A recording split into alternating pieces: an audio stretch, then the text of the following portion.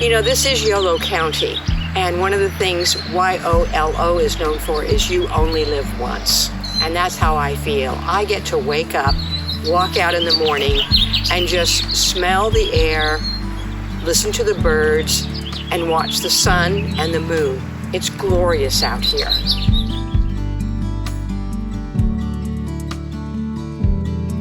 Hi, I'm Sherri Wood, and I'm the farm her at Capay Valley Lavender. And yes, you did hear that right, it's a farm her. There are also ranchers. We're all part of the women in agriculture movement, letting you know that while we may not be the majority of farmers, we are here making decisions about the land and the crops that we grow. Oftentimes people ask me, how did a woman who lived in San Francisco for 30 years start a lavender farm? This all started with me purchasing 1 acre of land, and I was going to build a house. Shortly after I bought the land, I found out that there was no electricity to that 1 acre parcel. So I ended up buying the 27 acres that surrounded my 1 acre. So all of a sudden, instead of having 1 acre, I had 28 acres, and I needed to figure out what to do. And then I learned about lavender. It loves the type of climate we have here.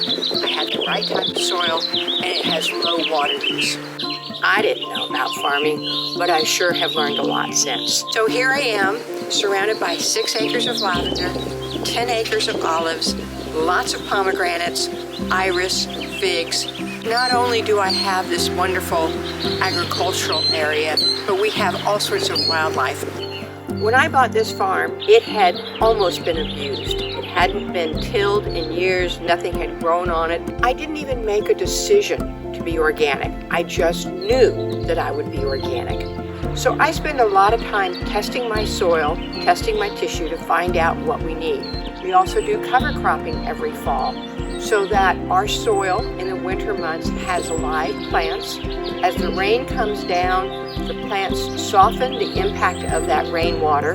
Rain slides down the plants, goes into the roots, and the soil is maintained in a more moisture-laden area than if we had raw dirt that was baked by the sun. What I got was a farm that was dirt. What I have now is a farm that is full of bacteria and healthy soil. So I enjoy being organic. One of the things I'm excited about this year is I have 2 other organic farmers working with me.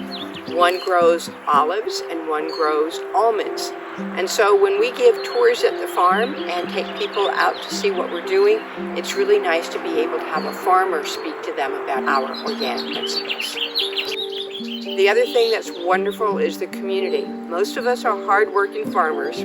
We don't get together too often, certainly not in June. But in the fall, we get together for a hose down. In February, the olive growers get together. And if we ever need each other, we can send out a message and there will be help right away. As a lavender farm, our most active time is when we're in full bloom. That will be in June. People love to come out, just walk through the lavender, breathe, take photos, cut a bouquet. In April and May, we do workshops. In October and November, we do workshops. How to use lavender to make a wreath, how to make candles, how to make presents for the holidays. So we do a lot of activities here, but people mostly look forward to bloom in June. I hope you'll come out to Capay Valley Lavender. And while you're here, I hope you'll see other beautiful parts of the Capay Valley. February is the most magical time in this valley because all the almond are in bloom. Pink everywhere. It is the home of the Yochadehi tribe, and they have done a beautiful job of protecting this land. They have Seca Hills Olive Mill. We have Tabor Ranch, which is a beautiful olive ranch and vineyard with wonderful, yummy food. The Yochadehi Golf Course. You go up past the casino and get up there and you get to see a beautiful view of the Cache Creek Valley. So there's a lot to do here. There's also state parks where you can walk around and see native lands and the native plants. So Capay Valley, make it a day trip and have an enjoyable time.